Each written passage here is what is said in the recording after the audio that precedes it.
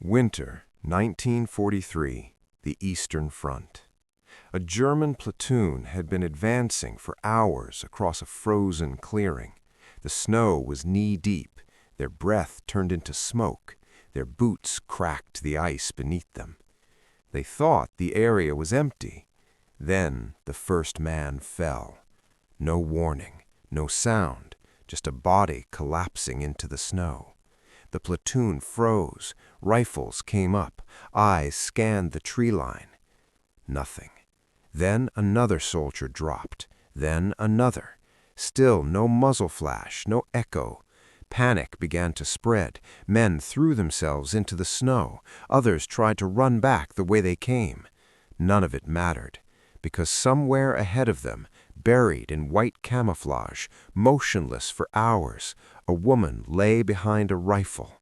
She had already marked every one of them. By the time the platoon finally retreated, more than half of them were dead. No one knew her name, no one reported her presence, no one warned the next unit. By the end of the war, Soviet records would quietly credit her with over 250 confirmed kills. No parades, no propaganda tours, no fame. Just a name buried in reports. Klava Kalugina. And this is how she became one of the deadliest snipers in human history without anyone remembering her. Unlike Lyudmila Pavlichenko, unlike Rosa Shanina, unlike Alia Moldagulova. Klava Kalugina was never turned into a symbol. There were no posters, no speeches, no medals held up for cameras. She didn't become famous, she became efficient. She fought quietly, relentlessly, and with terrifying precision across multiple campaigns in some of the worst conditions of the Eastern Front. By war's end, her confirmed kill count exceeded 250 enemy soldiers. That number places her among the deadliest snipers of World War II, male or female. And yet, almost no one knows her name. Klava Kalugina was born in the Soviet Union in the early 1920s. Her childhood was shaped by hardship, food shortages, cold winters, manual labor, poverty. Like millions of Soviet citizens, her life was not built around dreams of heroism, it was built around survival. She worked young, she endured discipline, she learned endurance long before she ever held a weapon. She was quiet, observant, resilient, the kind of personality that doesn't stand out until war forces it into the open.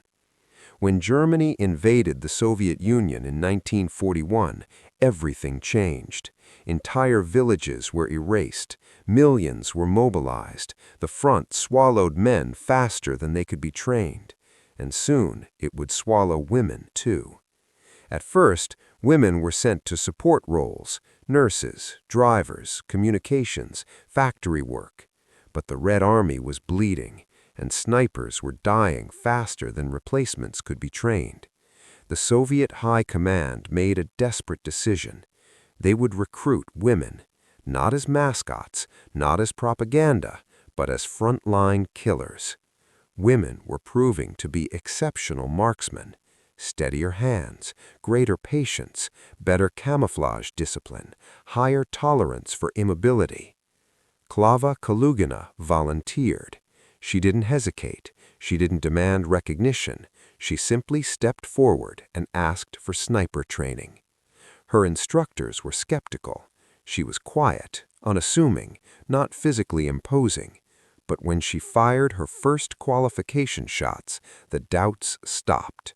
Her grouping was tight, her breathing was controlled, her trigger discipline was flawless. She didn't flinch, she didn't rush, she didn't miss. Sniper training in the Red Army was brutal. It wasn't about marksmanship alone. It was about crawling for hours through mud and snow, holding a position for entire days without moving, ignoring hunger, cold, insects, and pain, learning camouflage to the point of invisibility, stalking targets without leaving tracks, firing without revealing position, killing without hesitation. Kalugina adapted quickly. She excelled at concealment. She could lie motionless for hours without shifting a muscle. She learned to build firing nests out of branches, snow, and earth. She learned how to calculate wind drift and distance by sight. She learned how to relocate instantly after a shot. And she learned the most important rule of all: never stay where you killed. Her instructors began assigning her advanced exercises early. She outperformed many of the men. She didn't boast. She didn't celebrate. She simply waited for deployment. Kalugina was sent to the front in 1942. Her unit was operating along a contested sector of the Eastern Front. Forests, clearings, shattered villages, and trench lines constantly changing hands. Her first missions were observation patrols. She watched German movements. She learned their habits. She memorized their sentry routines. She recorded officer movements. Then came her first live engagement. Her spotter identified a German machine gun crew that had been binning, not in announcements, but in whispered briefings. She doesn't miss. She never stays in one place. She waits longer than anyone else. German soldiers began disappearing in her sector. Sentries vanished. Officers dropped during inspections. Patrol leaders collapsed mid-stride. No consistent firing direction. No visible sniper nest. Just bodies. Within her first month, her confirmed kill count reached double digits, and she was only getting started. Kalugina was no longer a trainee. She was no longer a rookie. She was becoming something else entirely. A deep recon sniper. A patrol hunter. A specialist assigned to the most dangerous sectors.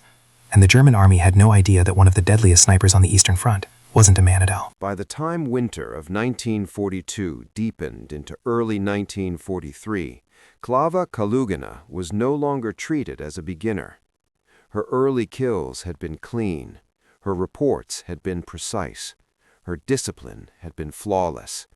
She didn't rush shots. She didn't break camouflage. She didn't linger after firing. Most importantly, she didn't panic. Her commanding officers began assigning her missions that were no longer routine. She was moved from observation duty into active hunter-killer operations. These were missions designed not just to defend positions, but to bleed the enemy psychologically, to make German units afraid to move, to make officers afraid to stand, to make patrols afraid to exist. Kalugina became one of the snipers chosen for this role. Her first major assignment was to disrupt a German patrol route that had been operating between two forest positions. The patrol moved at dawn and dusk. Same time, same route, same formation. 3 men in front, 1 officer in the center, 2 in the rear. The Soviet command wanted the patrol eliminated without revealing the presence of snipers. Kalugina was inserted at night. She crawled into position more than 400 meters from the route. She didn't build a traditional nest. She buried herself into a shallow depression, covering her rifle and body with pine branches and snow. At dawn, she waited. The patrol arrived exactly on schedule. She didn't fire at the lead man. She waited for the officer to step into open ground. When he did, she fired. 1 shot. He dropped instantly. The patrol froze. Before anyone could react, she fired again. Rear guard, 2nd man down. The rest of the patrol scattered into the forest. She didn't pursue. She didn't fire again. She withdrew without being detected. The patrol never returned to that route. Days later, Kalugina was assigned a more dangerous task. German artillery had been hitting Soviet positions with deadly accuracy. The cause was believed to be forward observers stationed in ruined buildings near the front. Her mission: locate and eliminate them. She and her spotter moved into a shattered village under cover of darkness. Collapsed walls, burned roofs, frozen corpses. They advanced building by building. At dawn, Kalugina spotted movement in a 2nd-story window. A pair of binoculars, a helmet. She waited. The observer leaned out to signal. She fired. He fell backward out of view. Minutes later, another man stepped into the same window. She fired again. 2 kills. The artillery fire stopped later that day. It was inevitable. German snipers began responding to her kills. Her first confirmed duel happened near a tree line overlooking a frozen clearing. Kalugina had already taken 2 kills that morning. She relocated to a secondary position. Minutes later, her spotter noticed a faint reflection near the trees. A scope glint. A German sniper. Kalugina didn't fire immediately. She knew better. She waited for the sniper to reposition. He fired first. The bullet struck the snow less than a meter from her head. She didn't move. She didn't flinch. She waited for him to fire again. He shifted. She saw the muzzle. She fired. 1 shot. He fell backward. The duel lasted less than 10 minutes. Weeks later, Kalugina took part in a mission that changed her status permanently. A German infantry unit had established a fortified forward position. They were harassing Soviet supply routes. Several snipers were assigned to disrupt it. Kalugina positioned herself overlooking the trench network. Her objective, target leadership and machine gun crews. She waited through the morning. The first target appeared at midday. An officer stepped out of a dugout. She fired. He dropped. Minutes later, a machine gunner replaced him. She fired again. Another kill. A runner emerged. She fired. 3rd kill. The Germans went into full alert. Men rushed between positions. Kalugina didn't stop. She relocated twice. By the time the Soviet assault began that evening, she had confirmed 7 kills in 1 day. The German position collapsed within hours. Her commander personally logged her report.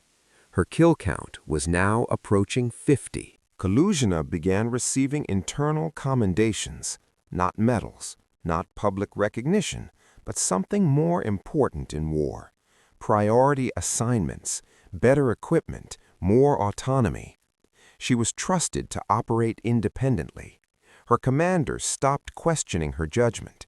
She was no longer just a sniper, she was a specialist. In early 1943, Kalugina was assigned to deep-recon sniper teams. These teams operated far ahead of Soviet positions. They infiltrated enemy territory. They stayed for days. They targeted patrols, sentries, and officers. Kalugina thrived in these missions. She learned to move only at night. She learned to sleep in frozen ditches. She learned to carry only what she could fight with. She killed patrol leaders first, then radio operators, then officers. One mission lasted 4 days. She and her spotter eliminated 6 enemy soldiers without ever being seen. They withdrew under artillery fire. Not a single German soldier knew where the shots had come from. Kalugina developed a habit. She hunted officers. She knew their routines. She watched their patterns. She waited for count was climbing rapidly. Her missions were becoming more dangerous, and the German army had begun assigning dedicated counter-sniper teams to hunt her. She was about to face her most lethal duels, her most brutal missions, and the period when her kill count would explode beyond 200. By the summer of 1943, Klava Kalugina was no longer an unknown sniper operating quietly on the Eastern Front. German units in her sector had begun to notice something was wrong. Patrols were disappearing. Officers were dying during inspections. Sentries were being picked off at dawn. Entire squads were refusing to advance across certain clearings. German intelligence officers began reviewing battlefield reports. The pattern was unmistakable. A single sniper was operating across multiple zones. Not a random marksman, not a lucky shooter, a professional hunter. Orders were issued to deploy counter-sniper teams. Kalugina had become a priority target. Her unit received intelligence that a German sniper team had been inserted into her sector. Kalugina didn't withdraw. She moved forward. She selected a deceptive firing position overlooking a shallow ravine. She fired a single shot into an empty helmet placed on a stick. She waited. The German sniper fired. The bullet struck the helmet. Kalugina didn't move. She waited for him to fire again. He shifted position. She spotted the muzzle flash. She fired. One shot. Headshot. The second sniper tried to retreat. She fired again. He collapsed into the ravine. The trap had taken less than 15 minutes. Weeks later, Kalugina participated in one of the deadliest sniper operations of her career. A German infantry company was preparing to launch an attack across a wide frozen clearing. Soviet intelligence wanted the assault delayed. Kalugina was assigned to overwatch the clearing from a concealed ridgeline. She waited through the night. At dawn, the first German soldiers emerged. She didn't fire immediately. She waited until the formation tightened. Then she began. First shot, lead soldier. Second shot, radio operator. Third shot, officer. Panic erupted. The company halted. Kalugina didn't stop. She fired methodically. She relocated twice. By the time the Germans retreated, she had confirmed 11 kills in under 2 hours. The assault was canceled. The Soviet line held. One of her most dangerous encounters occurred near a birch grove overlooking a trench network. Kalugina had already taken 3 kills that morning. She relocated to a secondary position. Minutes later, her spotter noticed movement. A German sniper, highly trained, well camouflaged. He fired first. The bullet clipped a branch above her head. Kalugina rolled into cover. She didn't return fire. She waited. The German sniper fired again. She saw the muzzle flash. She fired. He dropped. As she prepared to withdraw, a second sniper opened fire. She crawled through mud and snow for nearly 20 minutes. She repositioned behind a fallen log. She waited. The second sniper stood up to relocate. She fired. Another kill. She and her spotter withdrew under machine gun fire. Later that year, Kalugina was assigned to clear German snipers from a ruined village. The Germans had established sniper nests in collapsed buildings. Kalugina moved into the village at night. She waited for dawn. She watched windows. She waited for movement. At first light, she spotted a rifle barrel in a second-story window. She fired. The sniper collapsed. Minutes later, another German tried to fire from a rooftop. She fired again. 2 kills. By noon, she had eliminated 4 enemy snipers. The village was secured. One of her most significant operations took place along a forest road used by German officers traveling between command posts. Kalugina positioned herself overlooking the road. She waited for hours.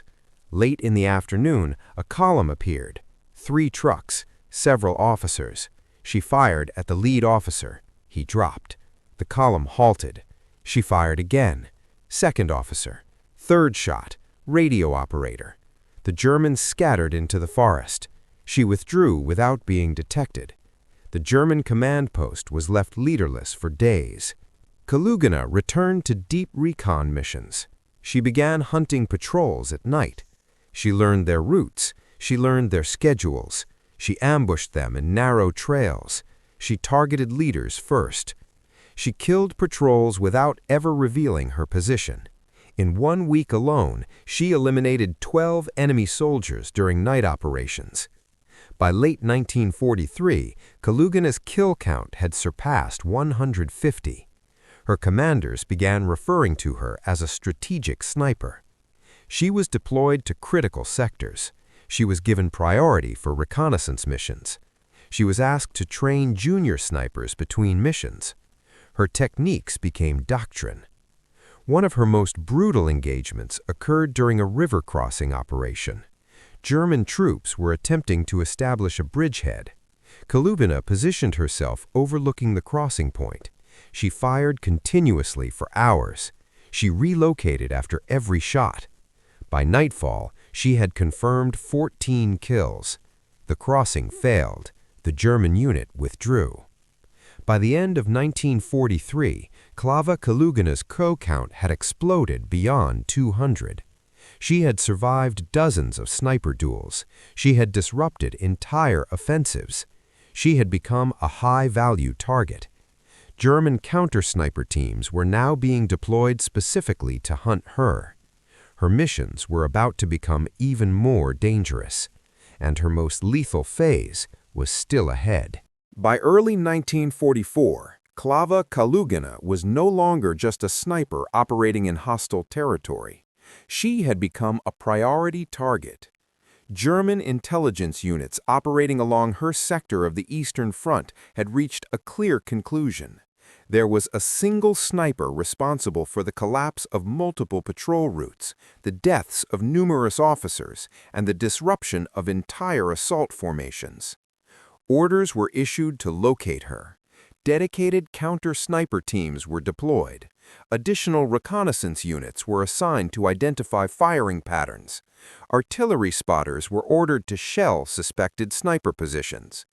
Kalugina was now being hunted by an entire system designed to kill her, and she adapted. Kalugina changed her operating methods.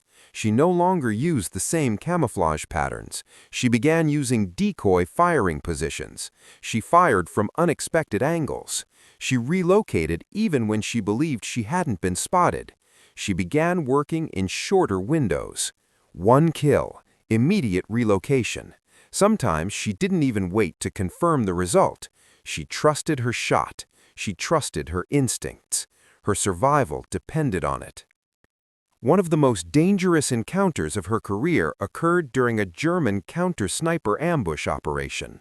Soviet intelligence intercepted radio transmissions indicating a German sniper unit had been deployed to her area. Instead of retreating, Kalugina went forward. She selected a ridgeline overlooking a shell crater field. She planted false firing nests using abandoned Soviet rifles. She waited. At dawn, German snipers moved into the field. They fired at the decoy nests. Kalugina waited until they exposed themselves. Then she began. First shot, German sniper. Second shot, another sniper. Third shot, a spotter. The surviving Germans retreated under fire. The ambush had failed. Later that month, Kalugina was assigned to clear German infiltration teams operating inside a dense forest sector. These teams were sabotaging Soviet supply routes. Kalugina moved into the forest with a recon unit. She separated from the group and operated alone. She positioned herself near a narrow trail used by the German infiltrators. She waited for 2 days. On the third night, the infiltrators arrived. She fired. First kill, second kill, third kill. The survivors scattered. She pursued. She relocated. She killed 2 more before dawn. The infiltration team was destroyed. One of her most strategically important missions took place near a German field headquarters. Soviet intelligence learned that several officers were gathering for a planning conference. Kalugina was assigned to overwatch the area. She infiltrated at night. She crawled into a firing position overlooking the compound. She waited. At dawn, officers began emerging from vehicles. She fired. First officer, second officer, third officer. The meeting was canceled. German command operations in the sector collapsed for days. During a prolonged trench battle in mid-1944, Kalugina was assigned to suppress German machine gun nests. She moved into position under artillery fire. She fired continuously throughout the day. She relocated after every shot. She eliminated machine gunners, loaders, and officers. By nightfall, she had confirmed 9 kills. The Soviet infantry advanced. The trench line fell. German artillery units began targeting suspected sniper zones. Kalugina survived multiple shelling attacks. On one occasion, a shell exploded less than 10 meters from her firing nest. She was buried in debris. She freed herself. She crawled to a new position. She continued the mission. She took another kill that same day. Her last confirmed sniper duel occurred near a ruined railway station. She had already taken 2 kills. She relocated. A German sniper fired. The bullet struck her pack. She rolled into cover. She crawled into a drainage ditch. She waited for over an hour. The German sniper grew impatient. He stood up. She fired. 1 shot. Final duel. By late 1944, Kalugina's confirmed kill count had surpassed 250. She had survived dozens of sniper duels. She had dismantled infiltration teams. She had disrupted command operations. She had neutralized artillery observers. She had become one of the most lethal snipers of the entire war. And yet, almost no one outside her unit knew her name. Her commanders began assigning her new responsibilities. She was asked to train junior snipers. She was asked to advise reconnaissance units. She was used as a tactical asset rather than just a shooter. She continued operating at the front, but now she was also shaping the next generation of snipers. By the final months of the war, Klava Kalugina was exhausted. She had been at the front for years. She had survived injuries, artillery, counter-snipers, and constant exposure to death. Her kill count had reached numbers few snipers in history ever achieved. And yet, her story was about to fade into silence. The war was ending, but her legacy was about to disappear. By the spring of 1945, the Eastern Front was collapsing for the Germans. Soviet forces were advancing relentlessly, liberating occupied villages and pushing enemy units back into retreat. Klava Kalugina, now one of the most experienced snipers in her division, had seen years of continuous combat. Entire platoons had been decimated around her. She had witnessed friends, spotters, and fellow snipers die in front of her. The physical strain was immense. Winters that once numbed her fingers were now compounded by exhaustion. Rations were minimal. Every mission required her to crawl through mud, debris, and freezing rivers. Yet she continued. Every soldier she neutralized, every patrol she disrupted, was one more step toward victory for her comrades. Despite the war nearing its end, she remained at the front. Her focus never wavered. She understood that her role was not symbolic, it was lethal. In one of her final missions, she was tasked with supporting an assault on a fortified German strongpoint near a river crossing. The enemy had dug in with machine guns, snipers, and mortars. Kalugina positioned herself in a ruined farmhouse overlooking the crossing. She crawled for hours through shattered walls and icy debris, establishing a firing nest with minimal visibility. By dawn, German patrols began to approach. She identified officers, machine gunners, and runners. One by one, she eliminated them with precision shots, ensuring the assault would proceed with minimal casualties. The Soviet infantry advanced. They captured the crossing and the strongpoint. Her spotter reported over 10 kills that day alone. Every officer neutralized disrupted the German chain of command, hastening their retreat. Even in these final months, her effectiveness did not diminish. Enemy soldiers began whispering about the ghost sniper, though her name remained unknown outside Soviet intelligence files. Kalugina's battlefield experience earned her a new role, training the next generation of snipers. She instructed young recruits on concealment and camouflage, patience under fire, deep-recon techniques, counter-sniper detection, silent relocation after kills. Many of the snipers she trained went on to serve in critical positions across the front. Her methods were credited with saving countless lives and neutralizing dozens more enemy soldiers. She was meticulous. She refused to glorify herself. She insisted that her trainees focus on precision and patience rather than speed. Her role as a mentor ensured that her lethal skill set would persist long after she left the front lines. Unlike more publicized snipers such as Ludmila Pavlinchenko, Kalugina was rarely celebrated publicly. Her recognition came quietly: commendations from unit commanders, private mentions in operational logs, priority for difficult missions.